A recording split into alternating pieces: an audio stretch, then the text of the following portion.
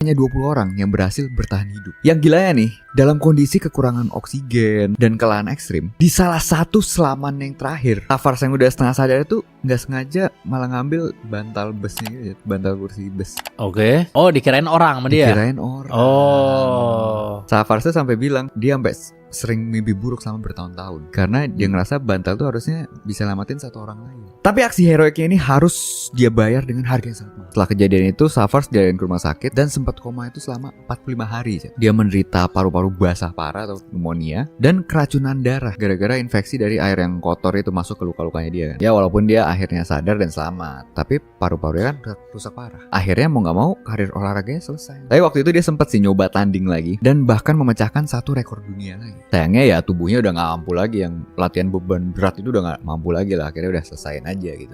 Dan dia akhirnya terpaksa pensiun di usia yang sangat muda, yaitu 24 tahun. Bangkanya nih, Chat, pemerintah Uni Soviet saat itu memilih untuk merahasiakan tragedi tersebut. Mereka nggak pengen berita dari kecelakaan bus itu mencoreng kayak image dari transportasi publik di sana.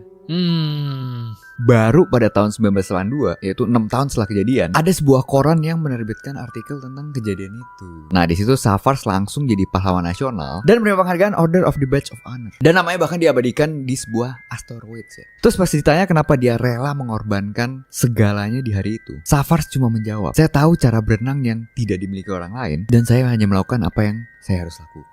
Savarz berubah namanya menjadi Savers. Nah, Savers kan penyelamat. Iya, dari Savarz jadi Savers.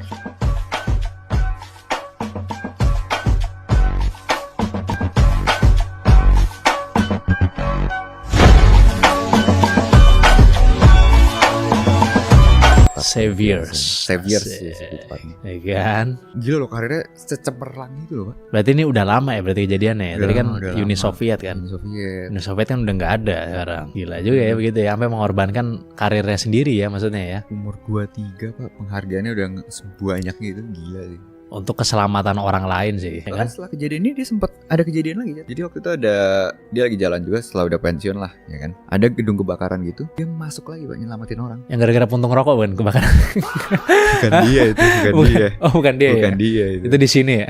Lupa lagi gue. Gedung DPR teman. Gedung arsip nih. Oke, yang selanjutnya ini gue ada sebuah cerita Son tentang orang yang mendapatkan penghargaan kali ini ya kan. Kok tadi kan telat kan di Uni Soviet menghargainya kan. Kok ini langsung mendapatkan penghargaan nih Son. Gara-gara dia berantem sama orang, masa dia bisa dikasih penghargaan coba lu bayangin. Gara-gara berantem sama